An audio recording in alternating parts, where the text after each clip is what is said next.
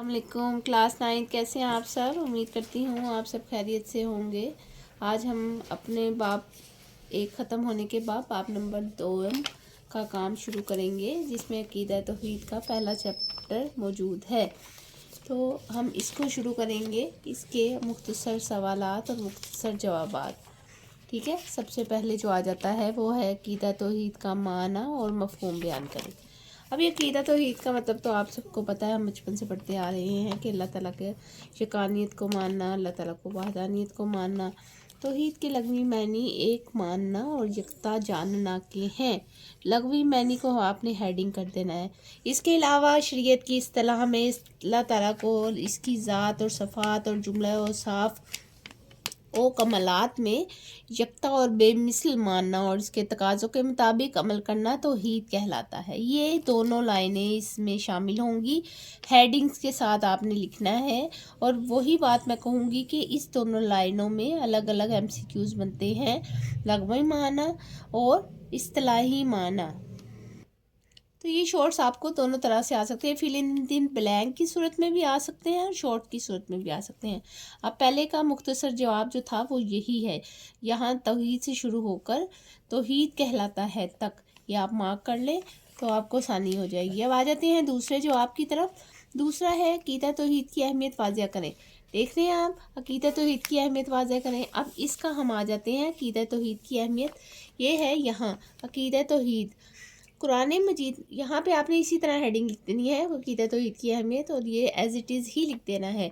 और इसमें अगर आप ये आयत ऐड कर देते हैं तो ये बहुत ही अच्छी बात है, ये आपसे अच्छा इंप्रेशन डालती है। जैसे यहाँ से हम शुरू करेंगे, कुरान मजीद में अकीदा तौहीद पर बहुत ज़ोर दिया गया है। कुरान मजीद की एक सूरत का नाम अल इखलास और अत-तौहीद है, जिसमें अल्लाह ताला की वहदानियत को बयान किया गया है। ये सूरत तंज़ील है।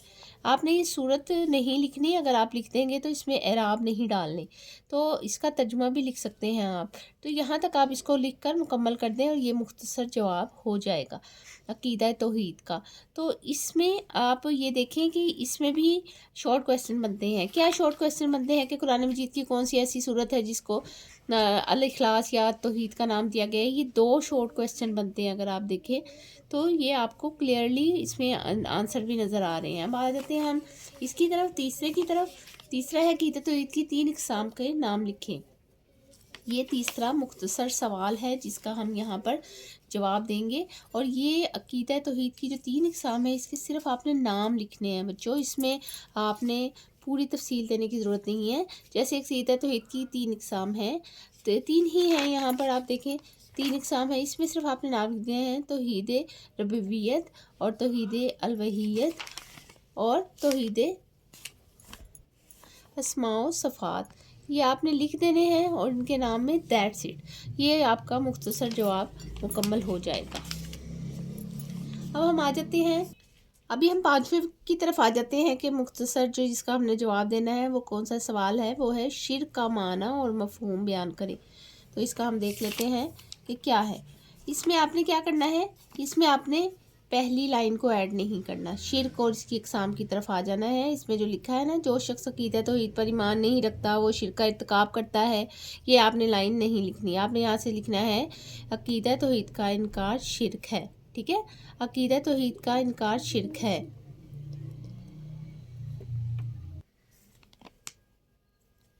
इसी तरह आप, या बल्कि ये भी ना आप लिखिएगा, यहाँ से आप लिखिएगा शिर्क का लफ्ज़ी माना हिस्सादार और साझीदारी। ठीक है, यहाँ पे है साझी ठहराना है, इसका ये आपने यहाँ से लिखना है शिर्क का लफ्ज़ी मानी हिस्सादार और साझी ठहराना है। शरीयत की इस्तिलाह में रबूबियत अलवहियत और इसकी इस्मा स्वात में किसी को अल्लाह ताला के शरीक और हिस्सादार बनाना शिर्क कहलाता है।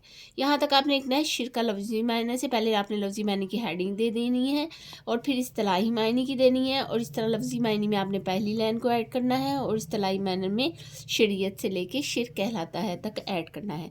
ये दोनों शॉर्ट क्वेश्चन बनते हैं। ये अपने जहन में खुद रखना है कि शॉर्ट क्वेश्चन कहाँ से कैरी करना है और कहाँ से उसको हाईलाइट करना है, और ये आपने लिख लेना है। इस तरह आपको करने में आसानी होगी। ठीक है, अब हम आ जाते हैं इस तरफ, और ये देखें आप تفصیلی جواب دیں، عقیدہ توحید کی اقسام بیان کریں. ٹھیک ہے، یہ آپ نے اب اس کا تفصیلی بیان دینا ہے، تفصیلی جواب دینا ہے. عقیدہ توحید کی اقسام. جی، تو عقیدہ توحید کی اقسام ہم یہاں سے لکھیں گے. توحید ربوبیت، یہاں پہ لکھیں گے توحید ربوبیت یہ ہے کہ انسان اس بات پر ایمان لائے کہ اللہ ہی ہر چیز کا قادر اور مالک اور رازق ہے. اس میں کوئی اور اس کا کوئی اور اس کا شریک نہیں ہے. ارشاد باری تعالیٰ ہے. جیسے میں نے پہلے بتایا، اگر آپ کو یہ آیت یاد ہوتی ہے تو ویل اینڈ گڈ، آپ اس کا حوالہ دیں اور اس کو بغیر آپ کے لکھ دیں. اچھا امپریشن پڑتا ہے، نہیں تو کوئی ایشو نہیں، ترجمہ لکھ کے آپ یہاں سے شروع کر دیں. اللہ ہی جس نے تمہیں پیدا فرمایا اور پھر اس نے تمہیں رزق عطا فرمایا، پھر وہ تمہیں موت دیتا ہے اور پھر وہی زندہ فرمائے گا. کیا تمہارے شریکوں میں بھی کوئی ایسا ہے جو ان میں سے کوئی بھی کام کر سکتا ہو؟ اللہ پاک ہے اور بہت بلند ہے اس سے وہ جو شریک ٹھہراتے ہیں. یہ ایک ہیڈنگ دے کے آپ نے یہ لکھ دینا ہے. ابھی آ جاتے ہیں دوسری کی طرف، توحید الوہیت. ٹھیک ہے، توحید الوہیت سے مراد یہ ہے کہ اس بات پر ایمان لایا جائے کہ صرف اللہ ہی معبود برحق ہے اور اس کی عبادت میں کوئی اس کا شریک نہیں، یعنی اللہ تعالیٰ کے سوا کسی اور کی عبادت کرنا قطعاً جائز نہیں، اور پھر پوری زندگی اس کے احکام کے تحت گزارنا توحید الوہیت ہے. قرآن مجید میں ارشاد ہے. آپ نے یہ عربی لکھ دینی ہے بغیر اعراب کے. اگر آپ کو یاد ہوتی ہے تو بہت اچھی بات ہے، اس کا حوالہ دے دینا ہے، اور اگر نہیں یاد ہوتی تو ترجمے میں اس کا حوالہ دے دینا ہے. اس کا آپ نے ترجمہ لکھنا ہے. ترجمے میں آپ نے لکھنا ہے، تو جو شخص اپنے رب سے ملاقات کی امید رکھتا ہو تو اسے چاہیے کہ نیک عمل کرے اور اپنے رب کی عبادت میں کسی کو شریک نہ کرے. یہ آپ نے ترجمہ اس کا ایڈ کر دینا ہے. تو یہ دوسرا ہو جائے گا اس کی ہیڈنگ. ٹھیک ہے، اس طرح 2 ہیڈنگز کمپلیٹ ہو گئی. ابھی توحید اسماء و صفات، اللہ تعالیٰ کو اس کی اسماء و صفات میں یکتا اور تنہا ماننا توحید اسماء و صفات ہے. یعنی اعتقاد رکھنا کہ جس طرح اللہ تعالیٰ اپنی ذات کے اعتبار سے واحد اکیلا اور یکتا ہے، اسی طرح وہ اپنے اسماء و صفات اور افعال میں بھی واحد اور یکتا ہے. یہاں تک آپ لکھ کر اس کو کمپلیٹ کر دیں گے.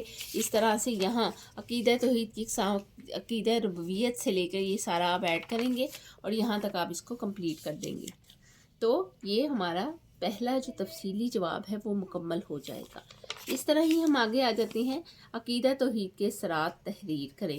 تو یہ عقیدہ توحید کے اثرات آپ کو یہاں پہ ہیڈنگ بھی نظر آ جائے گی. یہ دیکھیں، عقیدہ توحید کے اثرات. تو ہم یہاں سے لکھنا شروع کریں گے. جو شخص عقیدہ توحید کو اختیار کر کے اس پر عمل پیرا ہوتا ہے اور اللہ تعالیٰ کی ذات و صفات میں اس کے بعد میں کسی کو شریک ٹھہرانے سے بچ جاتا ہے، اس کی زندگی پر نہایت خوشگوار اثرات مرتب ہوتے ہیں. عقیدہ توحید کو ماننے والا، اس میں نمبر 1 ہیڈنگ آپ نے دے دینی ہے، اور ہیڈنگ دینی ہے اپنی یہ پوائنٹ کے ساتھ. ٹھیک ہے، پہلے آپ نے ہیڈنگ دینی ہے. اس میں آئے گا غیرت مند اور بہادر شخص. ٹھیک ہے، عقیدہ توحید کو ماننے والا شخص غیرت مند اور بہادر ہوتا ہے کیونکہ اسے یقین ہوتا ہے کہ تمام قوتوں کا مالک اللہ تعالیٰ ہے. وہ صرف اور صرف اسی کے سامنے جھکتا ہے اور صرف اسی سے ڈرتا ہے. اسی طرح آپ دوسری طرف آئے پوائنٹ نمبر 2 میں، پھر آپ نے دوسری ہیڈنگ لکھنی ہے عجز و انکساری. ٹھیک ہے، عجز و انکساری، اور پوائنٹ 2 آ جائے گا. یہ اگر آپ ہیڈنگ نہیں لکھ دیں گے زیادہ اچھا امپریشن پڑتا ہے. عجز و انکساری لکھ کر آپ نے لکھنا ہے کہ عقیدہ توحید پر ایمان رکھنے سے انسان میں عجز و انکسار پیدا ہوتا ہے. وہ سمجھتا ہے کہ اس کے پاس جو کچھ ہے وہ اللہ تعالیٰ کا عطا کردہ ہے، لہذا بندے کے لیے تکبر اور غرور کی کوئی گنجائش نہیں ہے.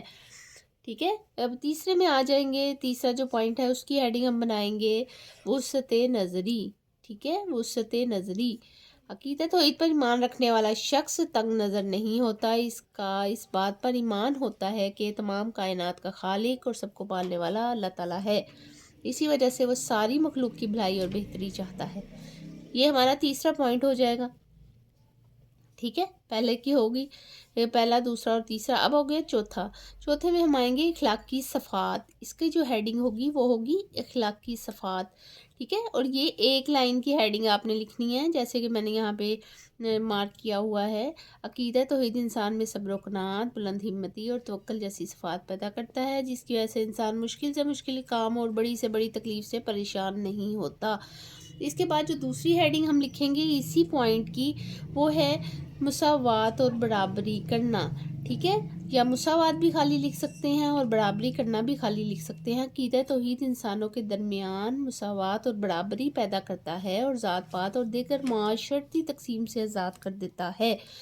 ٹھیک ہے، یہ اب اس جو پوائنٹ ہے 4 پوائنٹ میں، اس میں 2 ہیڈنگز ہیں، اخلاقی صفات اور مساوات اور برابری، یا مساوات یا برابری۔ ٹھیک ہے، اب ہم آ جاتے ہیں لاسٹ میں، وہ ہے پر امیدی۔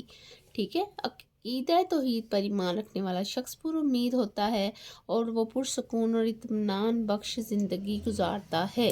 یہ آپ نے اس کا 5 کا ہیڈنگ لکھ دینی ہے۔ اس طرح ہمارے پاس ٹوٹل 5 پوائنٹ ہے، لیکن ہیڈنگز ہماری کتنی بن رہی ہیں؟ 6۔ کیسے؟ سب سے پہلے آپ لکھیں گے غیرت مند اور بہادری، غیرت مندی اور بہادری لکھ دیں، یا غیرت مند اور بہادر شخص لکھ دیں، یہ بھی دونوں میں ٹھیک ہے۔ پھر عجز و انکساری آ جائے گا، پھر وسعت نظری آ جائے گا، پھر اخلاقی صفات آ جائے گا، اور اسی میں دوسرے پر مساوات اور برابری، یا مساوات خود اکیلا یا برابری پیدا کرنا آ جائے گا۔ ٹھیک ہے، پھر جو 5ویں میں آ جائے گا پر امیدی۔ اس طرح سے یہ 6 ہیڈنگز کے ساتھ آپ کا عقیدہ توحید کے رسالہ کے اثرات مکمل تفصیلی جواب لاسٹ والے کا ہو جائے گا۔ ٹھیک ہے، یہ ہمارا ہو گیا کمپلیٹ ایکسس، جو اس کی مشق تھی، جو اس کے مختصر اور لانگ سوالات، لمبے تفصیلی جو سوالات تھے وہ مکمل ہو گیا۔ یہ ابھی ہم یہاں پہ کریں گے مشق۔ ٹھیک ہے، درست جواب کا انتخاب کریں۔ توحید کا لغوی معنی ہے ایک ماننا، اطاعت کرنا، صفات ماننا، برابری کرنا۔ تو آپ یہاں پہ لکھیں گے ایک ماننا، الف کا اس کا آنسر ہے۔ اچھا، پہلے میں نے ویڈیو بنائی تھی، جو میں نے ویڈیو بنائی تھی اس میں جو میں نے ایک شارٹ کویسچن بتایا تھا MCQs، اس میں نے تھوڑی سی مس انڈرسٹینڈنگ ہو گئی تھی، اس میں حدیث آنا تھا، الف آنا تھا، تو میں نے لاسٹ والا بتا دیا تھا، وہ آپ دیکھ لیجئے گا، مجھے کمنٹس میں پتہ لگا تو میں نے آپ کو بتا دیا ہے۔ اللہ تعالیٰ کو ہر چیز کا خالق اور مالک اور رازق ماننا کہلاتا ہے۔ توحید ربوبیت، توحید الوہیت، توحید الاسماء، توحید الصفات، تو اس میں بھی الف ہی آئے گا، یعنی دونوں کا الف ہو گیا۔ قرآن مجید کو کون سی صورت میں عقیدہ توحید بیان کیا گیا ہے؟ الکوثر میں، الاخلاص میں، الفلق میں، الناس میں، تو الاخلاص آئے گا۔ اچھا، اس کا بھی شارٹ کویسچن بن کے آپ کے پاس آ سکتا ہے کہ قرآن مجید کی کون سی صورت میں عقیدہ توحید بیان کیا گیا ہے، تو آپ نے الاخلاص لکھ دینا۔ یہ سارے شارٹس میں بھی آ سکتے ہیں، یہ جو آپ کے ٹک کراس ہے نا، یہ شارٹ میں بھی آ سکتے ہیں۔ آگے آ جاتے ہیں، شرک کے لغوی معنی حصہ دار بنانا، ایک ماننا، مالک سمجھنا اور بھلائی کرنا ہے۔ ٹھیک ہے، یہ بھی ہو گیا۔ ابھی ہم یہاں پر آ جاتے ہیں، یہ ہے ہمارے پاس لم یلد ولم یولد میں نفی کی گئی ہے۔ کس چیز کی نفی کی گئی ہے؟ یہ شارٹ بھی آ سکتا ہے، ذات میں شرک کی، صفات میں شرک کی، الوہیت میں شرک کی، اسماء میں شرک کی۔ کس چیز کی نفی کی گئی ہے؟ تو یہ پہلے والا آئے گا، ذات میں شرک کی نفی کی گئی ہے۔ تو اس طرح سے آج کی ہمارا یہ سبق ختم ہوا، جو ہمارا ایمانیات اور عبادات کا پہلا تھا چیپٹر عقیدہ توحید۔ نیکسٹ ویڈیو میں انشاءاللہ ہم ملیں گے۔ اگر کوئی آپ کو اس بارے میں جو 3 چیپٹر ہم پڑھ چکے ہیں، کسی چیز کا کوئی مسئلہ ہو، کوئی پریشانی ہو، تو آپ اس میں مجھے بتا سکتے ہیں کمنٹس میں۔ اور اگر آپ کو میری ویڈیو اچھی لگی ہو، صحیح لگی ہو اور سمجھ میں آئی ہو، تو آپ اس کو لائک کریں، کمنٹ کریں اور شیئر کریں اور سبسکرائب کریں، اور جو بھی کوئی چیز سمجھ میں نہ آئی ہو وہ مجھے بتا دیں، اور بیل آئیکن پر کلک کریں۔ اللہ حافظ۔